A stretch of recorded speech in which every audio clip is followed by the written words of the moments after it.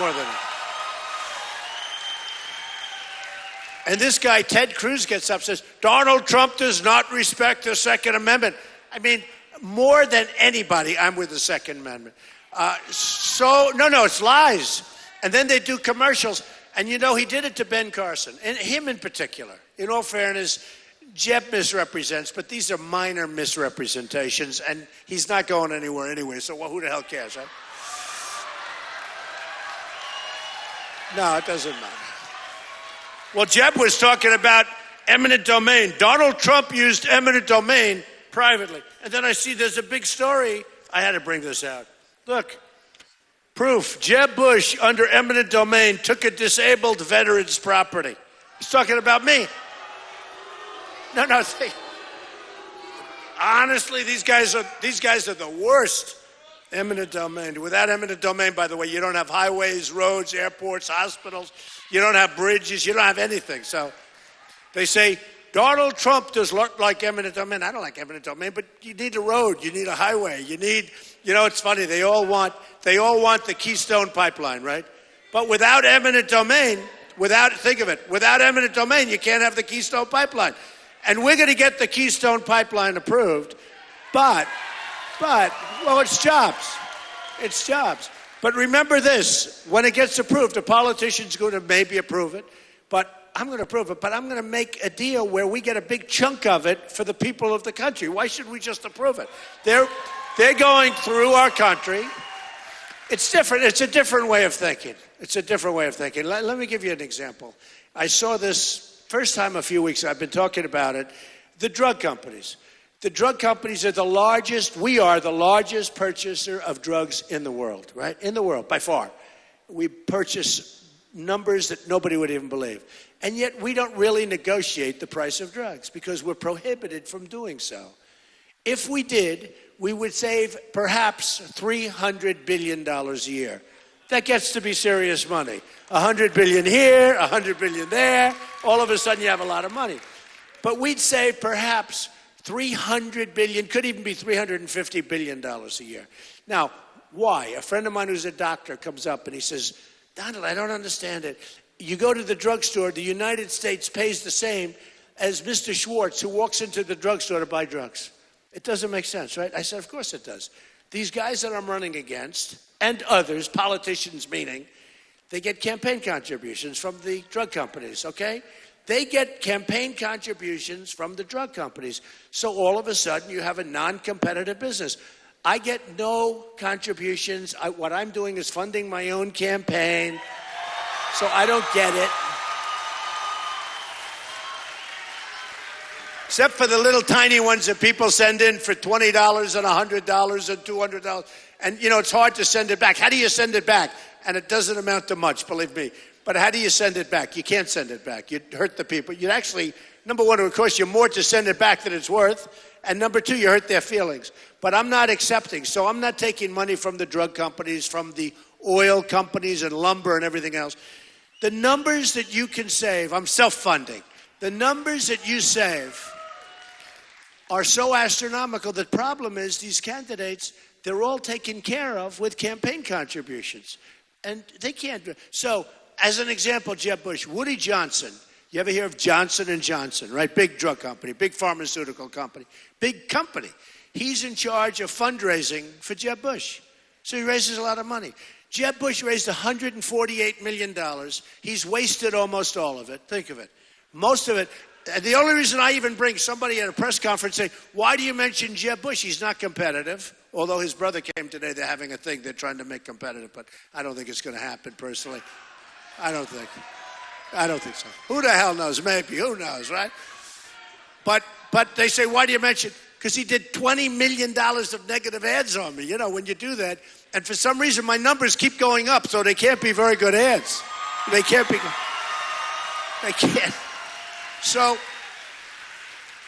when you look at what's going on, and let's say now I want to save the $300 billion, but I'm Jeb Bush, and you say, we're going to save this money. Then Woody Johnson's going to call him. Jeb, you can't do that, Jeb. Can't do that. I worked hard for you. Lobbyists are going to call them. Or the lobbyists are going to call Ted Cruz, who's, a dishonest guy. He's a liar. I mean, he's a real liar. They're going to call him. They're going to go, Ted, you can't do that. You got another race coming up in 2 years. There's no way you can do that. These guys supported you. Or they're going to call Marco Rubio, who stood with me. He was with me when he had the meltdown, and I'm telling you, it wasn't a pretty sight. No, he was standing right there. No, he was soaking wet, I'm telling you. He was wet. I say, what the hell's going on over here?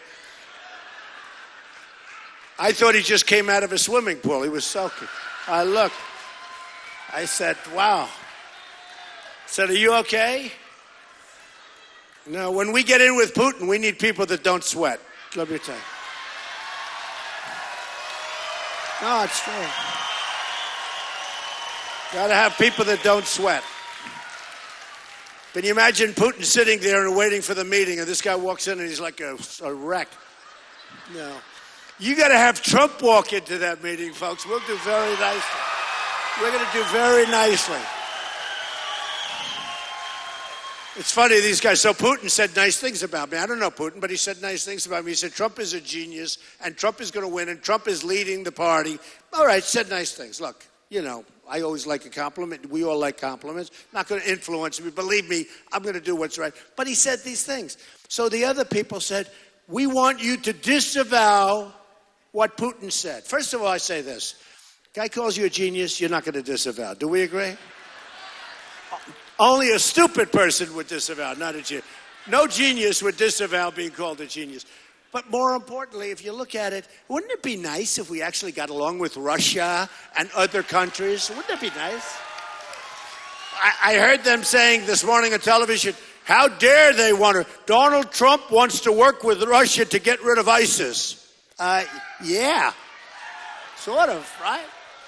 The cost of missiles at $1 million a pop. It would be nice to work with somebody else. Let them drop some of their missiles. We'll get rid of ISIS. But they were talking about working with Russia like we have to do it ourselves. Why do we have to do everything ourselves? We're like the policemen of the world. Do you know, our military takes care. I've seen so many things. There's so many different ways to save with a business person. And I'm really good at this stuff, I'll tell you. Remember when I put my papers in? They all said, wow, that company is unbelievable. It's an unbelievable company I built. And now I want to put that thinking. I'm not doing that braggingly. I have very little debt. I have some of the best assets, some of the best real estate assets in the world. They're great. Great cash flow, everything good, right? And I'm not saying it bragging. I'm saying it because that's the kind of thinking we need. Right now, we have $19 trillion in debt. We have $19 trillion. It's so sad. You look at what's happened. You look at what's going on. 19 trillion. And then your politicians, not mine, but they are mine too, unfortunately. But a month ago, they make this omnibus budget deal. Did you see this thing? Obama got every single thing he wanted. He got where the migrants can come into our country. He got funding. He got funding for the illegal immigrants. Let me tell you about the migrants. You know what? We all have a heart, and I have as big a heart as anybody. We have to take care of people, but you can't let people into this country who don't know. We don't know where the hell they are, where they come from, where did they originate from. You can't let it happen. You can't let it happen. I mean, we have people, and you look at those lines. You look at the migration. You take a look at the migration, and you say, that's strange. So many men, strong, young men, not many women, not many children. I'm saying, what's going on over here? Maybe it's the Trojan horse. I doubt it. But, a lot of people are going to come in. They're going to be bad people in many cases. And you see what two people, look at these two radicalized people that got married, that shot the 14 people and killed them, that gave them anniversary parties and children's parties, and they went in and killed them. So there's something going on. And when I did it in South Carolina. I told people in South Carolina, we have to have a temporary ban on Muslims coming into this country. I'm sorry. I'm sorry.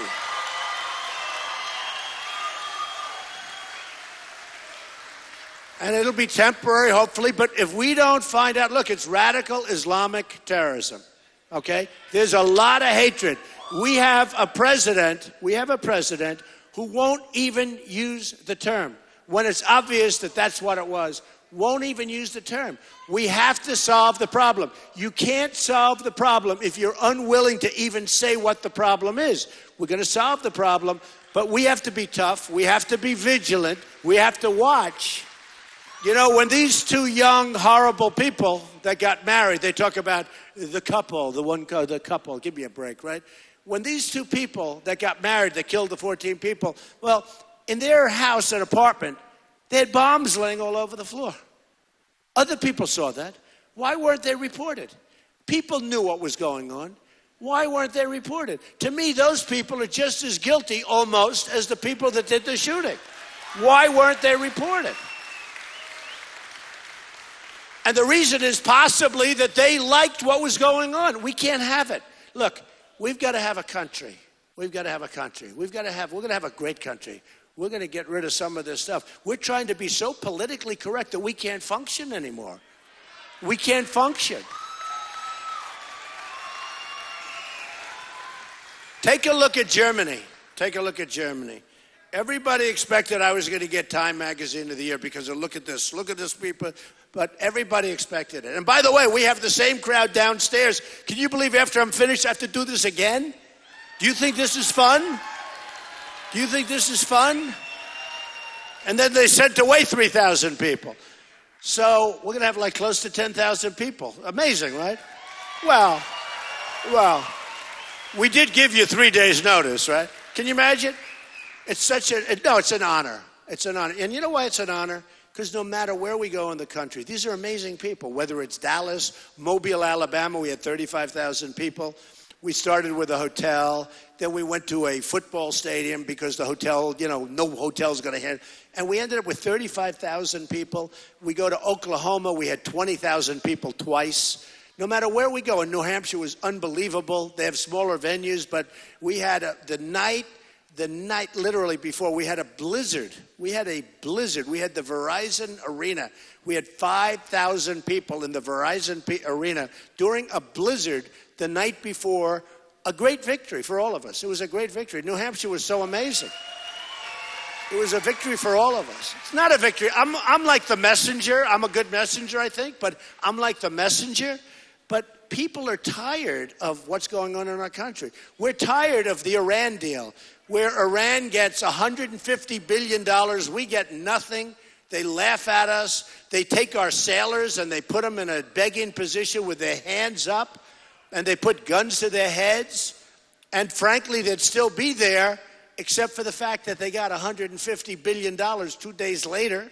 They're not stupid people. They're great negotiators, the Persians. We have the worst negotiators. We get nothing. We have 24-day inspection periods.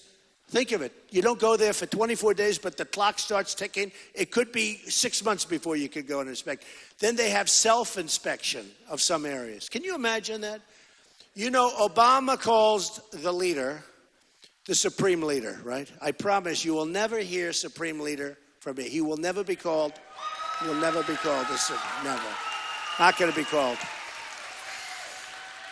No, it's such an embarrassment. It's such an embarrassment. We make these deals, and the saddest part, I said this to somebody the other day, what do you regret?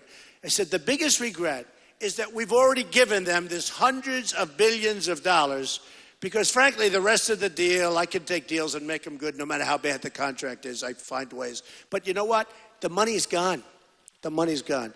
And here's what they're doing. They're going to Italy. They're buying tremendous amounts of stuff from Italy. They're buying 118 airplanes from Airbus, not from Boeing. We want Boeing, right? Oh, you want Boeing. No, but they're not buying them from you. And be careful, Boeing. I'll tell you about Boeing. But they're buying missiles. They're buying all this stuff. They're not spending the money with us. Now, here's what's going to happen with Boeing, because I love Boeing, and I know you went through hell to get Boeing. But China now is insisting that in order to get the big order, that Boeing build a massive plant in China, okay? Now, think of it. You know what I'm talking about, right? Does everybody know this? So they're taking all of their intellectual property as part of the deal. This is to buy an airplane, a lot of them. But China is going to build massive plants now, and Boeing is going to spend the money. but they're taking intellectual property. They're taking everything. And you know what? You have your plant, but unless a guy like Trump is in charge, that plant will be in jeopardy very quickly, and you better be careful. Just remember it, because China, the currency manipulation that China does is like a great chess master. It's brilliant. What they do is incredible. And they always wait till we have a problem, because it's a problem like we have a problem, so they reduce, they currency manipulate. What they do is incredible. And you can't compete as a business. And we have all the cards, because they take our business out of here so quick, like we're babies. It's like candy for a baby. So Boeing, I just tell you, in terms of what you have and what you've built, be careful, because they want to take those planes and they want to make them in China. And that's not good. That's not good. But believe me, if I win, it's never going to happen, because never going to happen. Never going to happen. I don't even know that I'd let Boeing make the kind of deal they made where they're building this massive plane factory. I don't even know. In other words, in order to get the order, we want you to build this massive factory. So then you say, well, what good does it do for us? You saw just the other day where Carrier, air conditioner, I buy many, many Carrier air conditioners. I think I'm going to start buying other air conditioners now. I think I'll go with Trane. I'll go with somebody else. But Carrier just closed up a big plant. They had a big one. They're moving their air conditioning business to Mexico. And somebody was taken through a cell phone. It's amazing, these cell phones, because you can take it as they're all being laid off by somebody saying, we're moving to Mexico, I'm sorry, your jobs are gone. Just like that. People have worked there for years, their jobs are gone. So Carrier is going to Mexico. Now, I'm good at this stuff. Some of you are good at this stuff. How does it help us? We lost Carrier. Carrier is going to Mexico. They're going to make air conditioners. They're going to sell them back to us. We get nothing. So what I would do is I would say to Carrier, listen, I don't like what you did, and you can sell all the air conditioners you want to us, and you can make them in Mexico, but you're going to pay a 35% tax every time you sell an air. It's the only way we come out. Honestly. It's the only way we come out. I know all the different ways. It's all corporate inversions and all stuff that the politicians that I'm dealing with, this Ted Cruz, the guy's never employed a person in his whole life, okay? Never employed a person in his life. And these guys, they're not going to tell you that I've employed tens of thousands of people. By the way, I get along so great with the Hispanics. In Nevada, they just did a poll. I'm leading with the Hispanics, right? I get along great. Great. But these guys, they never employed anybody, so they don't know about corporate inversion. We're losing our businesses to, it used to be that a business would leave New York and come to South Carolina or come to Florida.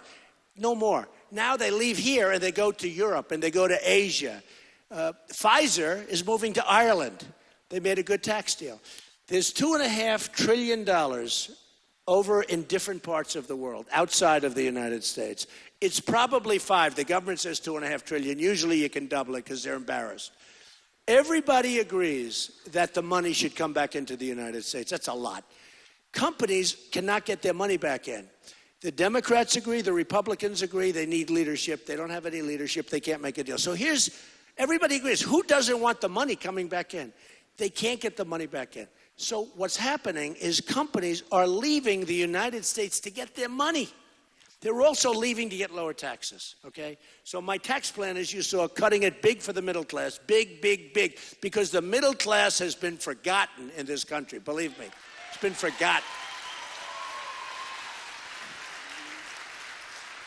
And I love the middle class. Actually, the people I don't get along with are the rich people. I don't like the rich people as much. You want to know the truth.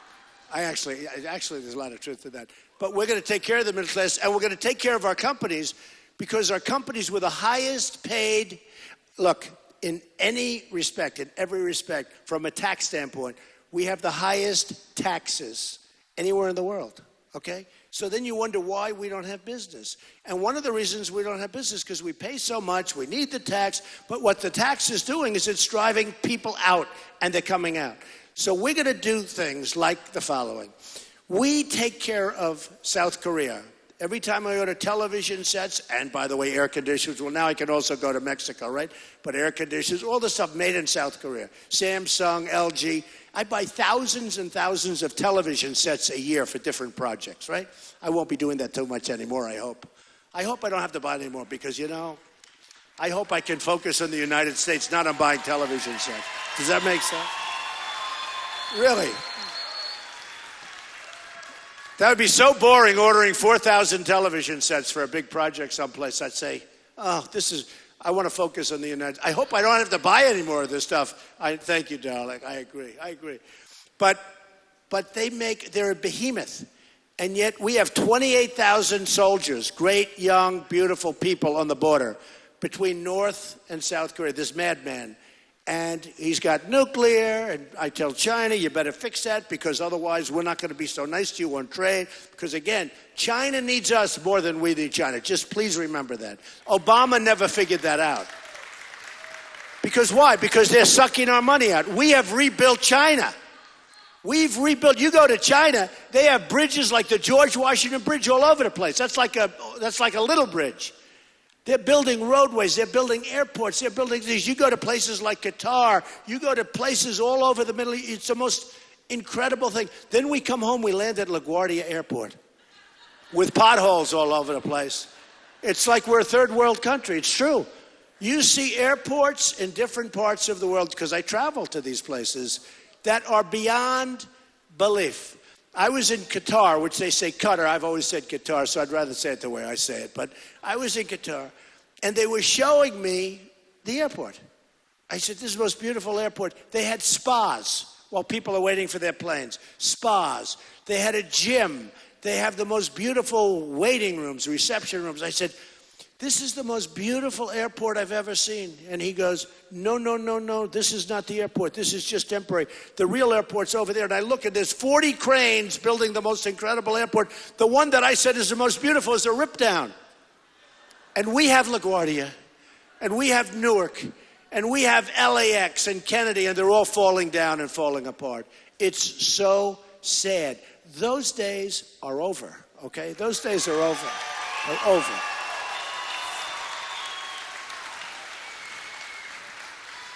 So when you hear how much we spend on military, it's really a misnomer. Because we don't get, just like I told you about the drug companies where we're going to bid it and we're going to save, billions and billions and billions of dollars, right?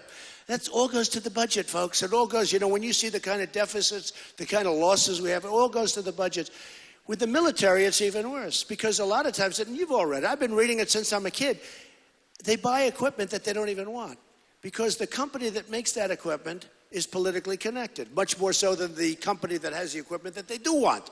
We're going to get the equipment that we want because, see, again, I'm not taken care of by these people. We can buy the right equipment, and sometimes, do you ever see where they order a fighter, a jet fighter, and it's not the one they want, but it's the one that they're getting, and it's being rammed down their throat by the politicians? Those days are over. We have we have the F-35. We have the 35 fighter, where China has copied it. Did you see that the other day? They have a picture of the F-35. It's a new fighter. We come up with it. We develop it. It's very complicated stuff. We develop it. China has knocked it off. You look at that and this. We do the work. And now they have to come up with a new concept. I'll tell you what, folks. It's just so hard to believe. But you got to take a look at it. Look at it. The planes are almost identical. So we do all the work, we do all the development, they copy it, they steal it off our websites, they probably get it off Hillary's emails, right? Right? What do you think? I think so. I think so. No, I think so. And by the way, we'll beat Hillary. We have some great polls that just came out. We beat Hillary. These other guys. Assuming she's allowed to run. I'd rather run against a communist in this country because I know we haven't got that far. I'd rather run against Bernie, to be honest with you. No, I did say communist, by the way. You understand that now. So I would rather run against a socialist/communist in this country, but I don't think that's going to happen. I think it's going to be Hillary because she's being protected by the Democrats. She will probably get through. Now, General Petraeus suffered. And remember, I think I helped him. I said, leave him alone. Did you see, on top of everything else, they want to reduce his rank. And for the last 4 or 5 weeks, I said, leave him alone. We have to beat ISIS. Leave this guy alone. He's suffered enough. Leave him alone. You know what? They announced a couple of weeks ago they're going to leave him alone. I hope I had something to do with it. I don't know. They're to focus their energy on ISIS. They ought to focus their energy on winning trade deals. And, you know, I say it all the time. We don't win anymore. We don't win anymore. We don't win with trade. And I'm telling you, I know the big Boeing stuff here, but be careful, because in 5 years, all of a sudden, you're going to see it's going to go to China and it's going to go to other places. Just be careful. You won't have to be careful if I'm president. I'll be careful for you. It would be so easy. You won't have to be careful. Not going to have to be careful. So our military is going to start winning again, but we're hopefully not going to have to use it very much. We shouldn't have gone into Iraq. That was a big mistake because it destabilized the whole Middle East. And some people say, oh, don't say that. Look, we made a tremendous mistake. We went into Iraq. Shouldn't have happened. Everything you see right now is an offshoot of that decision. That was a very bad decision. Then Obama got out the wrong way. He came out. I mean, here's a guy. He announces the date that we're leaving.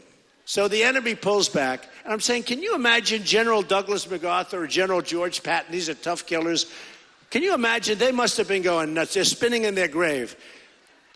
Obama announces a date. We are leaving on such and such a date. So the enemy pulls back. What do we have to fight for? They're leaving. We leave 18 months later and they go and look at the mess and look at what they've got. I'll tell you, Iran, the deals they've made, not only the 150, I mean 150 billion. I used to say what a great deal. It's one of the best deals I've ever seen. It's actually one of the most incompetently negotiated deals.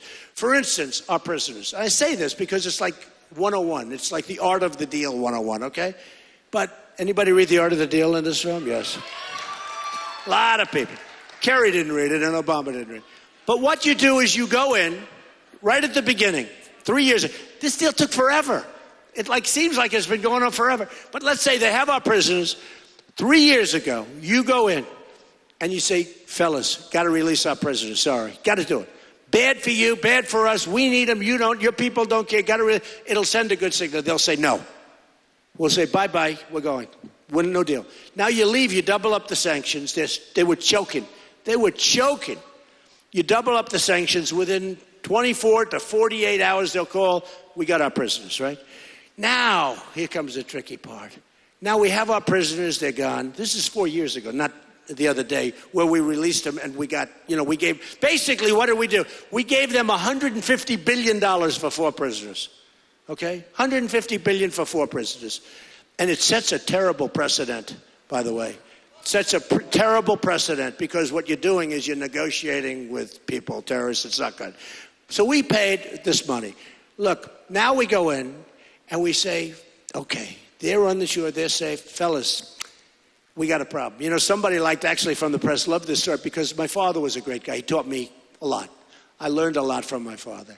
And he said, son, you're too direct, you're too tough. Take it easy, easy. You got to take the lumps out, son. Take the lumps out, right? We got to take the lumps out. He said, you're too just not. So in the old days, I would have said, we're not giving you 150 billion. You're never getting it. They would have been insulted. It would have been a problem. We would have gotten insulted. We still would have won, but it would have been nasty. So when we take the lumps, I would say, fellas, I got to tell you, I got a problem. We're a debtor nation. We owe $19 trillion. We just have these politicians, by the way, the Republicans approved it. We know where the Democrats are coming from. The Republicans keep approving this stuff. We just made a terrible deal. This is going to cost us the budget's another $2 trillion, right? So we're going to owe $21 trillion. We don't have the money. There's nothing we can do. The $150 billion, we want to give it to you so badly. We don't have it. We're poor. We're bust. We have no. They'll go crazy. At the end of a couple of days, they'll be fine. Okay? We just saved $150 billion. It's true. That's the way. See, that's my father. He would say, take the lumps out. I would have done it the other way. But you have to learn from people. He was great. So we take the lumps out. So now they'll go nuts. We go back 2-3 days later. We got it. We just saved $150 billion. Believe me, I wouldn't have given them 10 cents. They wouldn't have gotten anything. So when somebody said, what's the biggest disappointment? I said, my biggest disappointment, is that if I win, I go in, and we don't have that $150 billion. And for the sake of a little negotiation and walking out of a room a couple of times, we could have had it. It's so sad. It's so sad. I use as an example Sergeant Bergdahl. We get Bergdahl, a traitor. No, think of it. We get this dirty, rotten traitor that 6 people were killed. 6 young, wonderful people, military, were killed looking for him. So we get Bergdahl, right? One guy. And they knew that he was a spy. They knew that he was a traitor because they had a general and a colonel going and negotiating with the people that he was closest to. So they knew. So we get Bergdahl. They get 5 of the people that they most coveted, that they've wanted for 9 years, and they got them. These are great killers. They're all back on the battlefield or soon will be. So we get Bergdahl, and they get the 5 people that... This is the way we negotiate. This is the way we negotiate. So we have a problem with the country. We got so many problems, but we have a problem. And the problem is that every single thing that we touch turns out bad. We don't win. We never win. We lose all the time. We lose at every level. We lose with the military. We lose at every level. A story I love to tell is Nabisco. They're leaving Chicago. They're going into Mexico again. A lot of people going into Mexico. Buy stock in Mexico. Believe me, they're doing very well. They're going into Mexico. But Ford is opening up a $2.5 billion plant. You know what $2.5 billion for a one-story plant is? That's a big plant. They're building this massive plant. And I've been talking about this for 2 years. But now, the other day in the Wall Street Journal, I read a story. Ford is going even bigger in Mexico. You know why? Because nobody talks to them. I don't mean talk. I mean nobody sort of like scolds them a little bit. Like, can't do that, can't do that. Because the other day in the Wall Street Journal, there's another story. They're moving in even bigger into Mexico, right? In bigger. Because nobody talks to them. Nobody said it's bad what you're doing. So Ford goes in, and they're building a $2.5 billion plant. So instead of building in Michigan or wherever they're building, and they're closing plants, when you build this plant, you're closing someplace. They're building this massive factory, and they're going to sell cars and trucks and parts, and they're going to sell them right into the United States, okay? Now, people are smart. You don't have to even be a good business person to know that's no good for us. I mean, what do we get? We get closed factories or we lose the jobs. Same thing with carriers, same exact thing.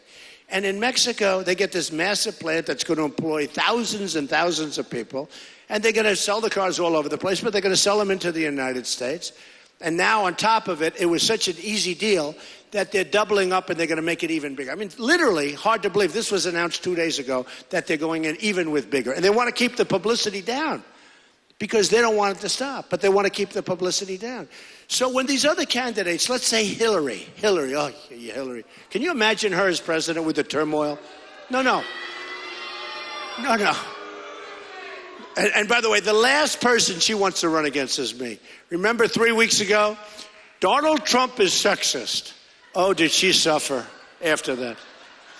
I brought her husband into the equation, right?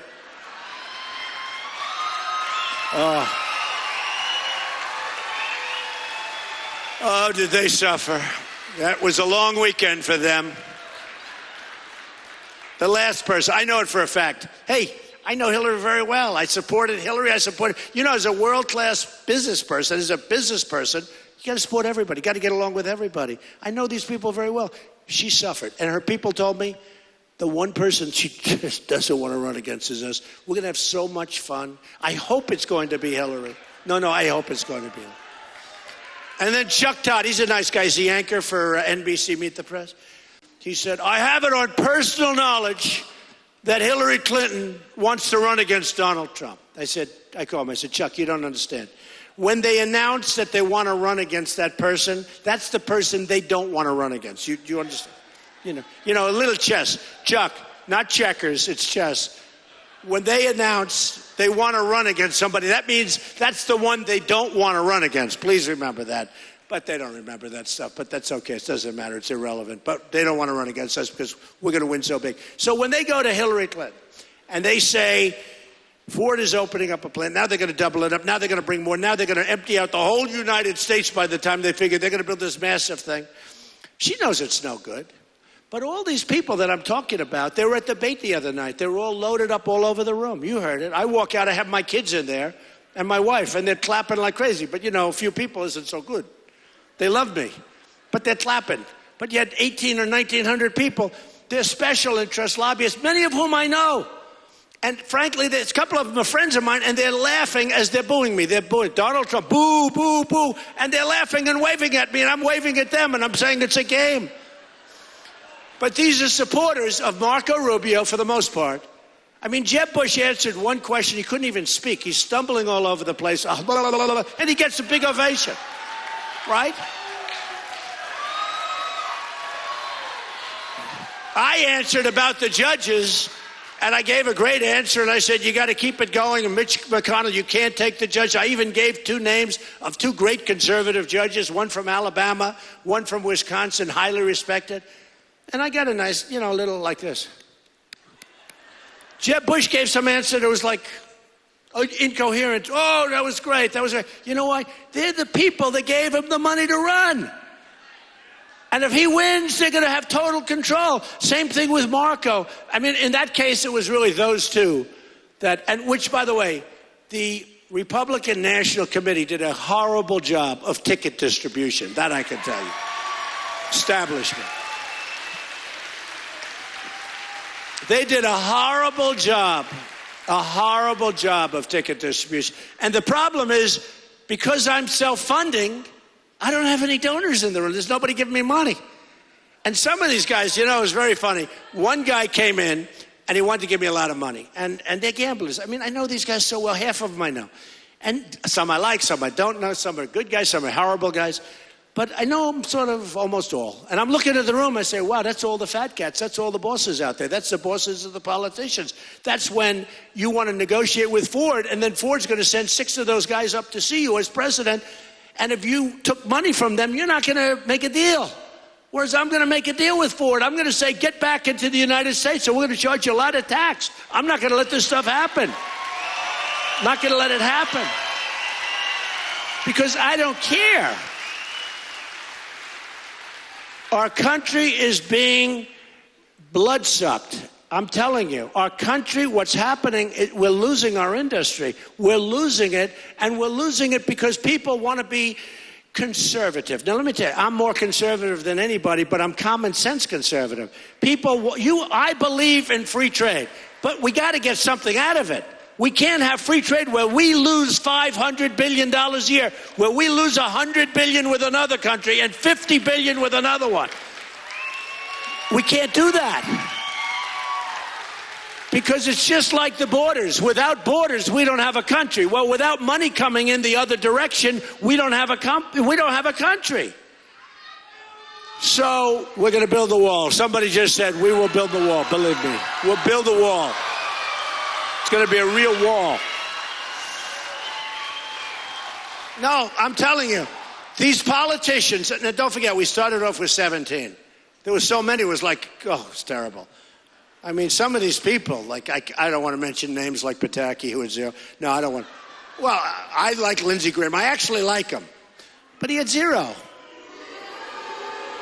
Okay. Good. Now that I hear the tone of the room, I actually didn't like him too much. No, the guy came to remember he came, he gave me a cell phone. He said, could you give me a contribution? Could you set me up with some people? Could you give me a contribution? That was years ago. So when I went up and I saw he was competing with me, and, I said, let's see if this old cell number works. I don't know why I had his number. It was like 4 years old.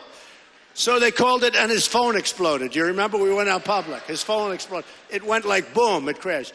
Anyway, but, and I don't know, do you like Lindsey Graham or not? Tell me. No? I actually think he's a nice guy. Is he going to be reelected or not? Tell me. No? All right. Well, maybe if I supported him, he'd be reelected, right? Well, I disagree. I disagree with his warrior mentality, because if you listen to his mentality, we'll be in the Middle East for another 15 years, okay? You got to knock out one at a time. You can't fight Assad, and you can't fight Syria, and they're fighting ISIS, and we're going to fight ISIS too. So we're fighting ISIS, who's fighting Syria. We're fighting Syria, who's fighting ISIS, and we don't know what the hell is going on. And we're backing people that we have no idea who they are, and they're fighting Assad. And then if they win, they'll end up being worse than Assad, and we'll have spent another $1 trillion on them. Nice and easy, folks. And I'm the most militaristic person in this room, except for Al. Al's woman. Al as well. But I'm the most militaristic person in this room. But you got to know what you're doing. Think of it. They all say, fight Assad. Fight Assad. Assad's a bad guy. They're all bad guys. Not too many good guys over there, right? They're all bad guys. I mean, what did we get by knocking out Gaddafi, right? Nothing. What did we get by knocking out Saddam Hussein? Saddam Hussein was a bad guy. But Saddam Hussein would keep Iran under control because the armies were the same. The military strength and power was about the same. He'd keep them under control. And frankly, you know, in all fairness, there were no weapons of mass destruction. But what did we get out of it? Saddam Hussein killed terrorists. He would kill. There were no terrorists. He would kill them immediately. He didn't do it politically correct. He found a terrorist, they were gone within 5 seconds, okay? With us, we find a terrorist, it's going to be 25 years in a trial. And by the way, for South Carolina, we are not moving any people from Gitmo to South Carolina. That I can tell you. None. We're keeping Gitmo open. It's cheaper to keep it open. And we're going to load it up with bad dudes if they make it there.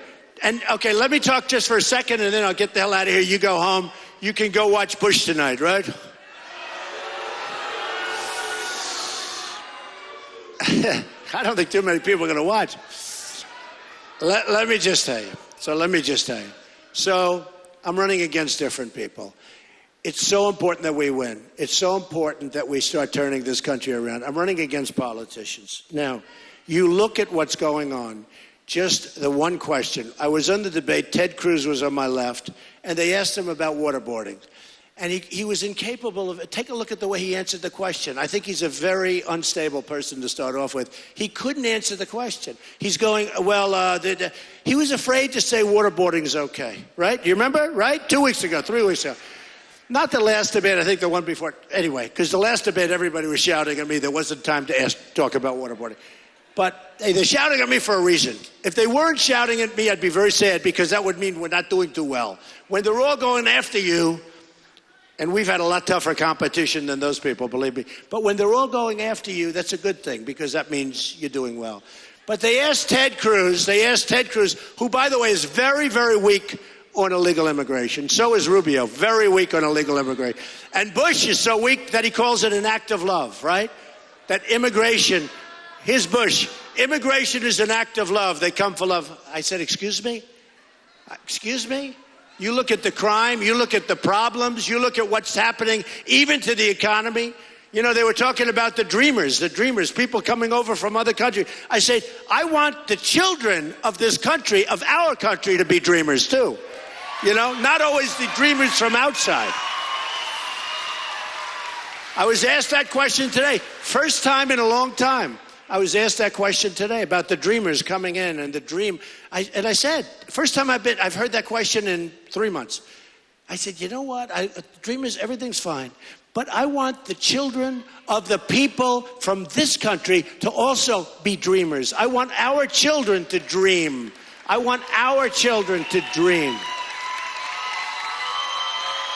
So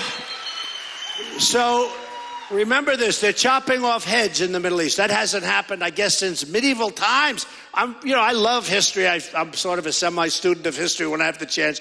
But it's like, since medieval times, chop off heads. It's like chopping off heads. Who ever heard of this before? They're chopping them off. James Foley, a great young guy, that was sort of the beginning. But they chop off heads, and then they send the videos all over the place of it happening.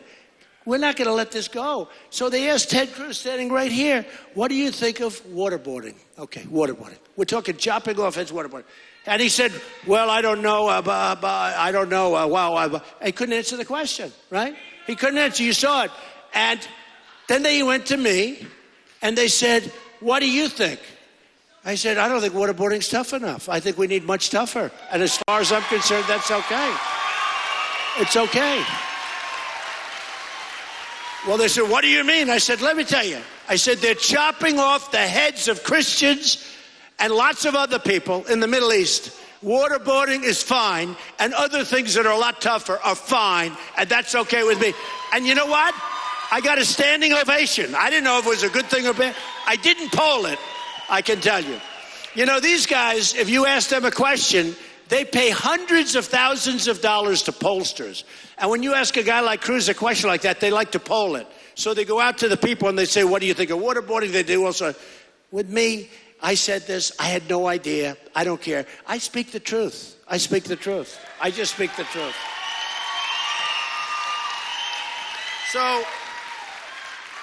So we're going to get our country back.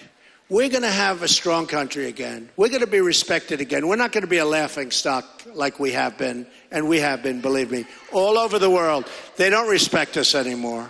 They don't respect us anymore. These politicians don't know. Thank you, darling. I love you, too. Ooh, I do love you.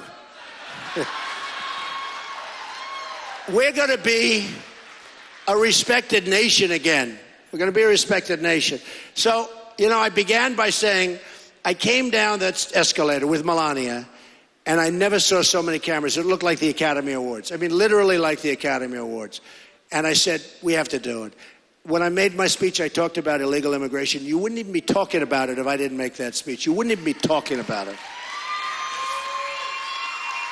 And then everybody came, and then I talked about the borders, and we have to have borders, we have to have the wall, all of this. And then beautiful Kate in San Francisco was shot in the back by an animal who came over here 5 times, shot her in the back in San Francisco.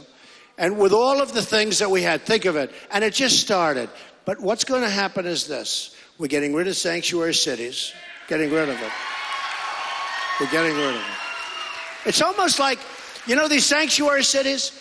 In San Francisco, I think if I owned a big building there. I own a big chunk of the Bank of America building in San Francisco. Who would think of it as sanctuary cities? In Florida, they have like 6 or 7 sanctuary cities. It's almost like a place where criminals can stay and be left alone. It's crazy. Who would think of these ideas? So what we're going to do is we are going to use great judgment. We're going to start off with a word that's very special, heart, because we all have heart. We're going to have great health care. And for the people, the few people, the little, it's a small, we can't let people die in the streets. Do we agree? We're going to have great health care, but we can't let some people that can't afford anything die in the streets. And everybody understands that, and Republicans understand that. But we're going to have great health care. We're going to have great military. We're going to be respected so much. We're going to win so much, folks. We're going to win. Sometimes I joke. I say, we're going to win, win, win. You're going to come to me, beg me, Mr. President, we can't stand it. We don't want to win anymore. We don't want to win. And I'm going to say, yes, we want to be great. We have to keep winning. I will not do anything else. We're going to keep. But the truth is, we're going to knock out ISIS. We got to knock them out. That's a cancer. We're going to knock out ISIS. We're going to knock them out strong. We're going to get rid of ISIS. We are going to have a country that you love now, but you're going to love and respect so much more than you do now. And hopefully, and I say this hopefully, you're going to have a president that does such a great job that you're going to be so proud that you were here tonight. You're going to be so proud that on Saturday you're going to get out and vote. You have to get out and vote, folks. You have to get out and vote. Unlike these other people, I don't want your money. I only want your vote. So you have to get out. Saturday is such a big day. Keep it going. We're going to use common sense. We're going to use heart. We're going to use business skills. We're going to use our best people. We're going to use people that are so much more talented than there are anywhere in the world. We don't use them. We're going to use them, and we're going to make America great again, greater than ever before. Okay? Thank you. I love you. Thank you. Thank you, everybody. I love you. Thank you very much.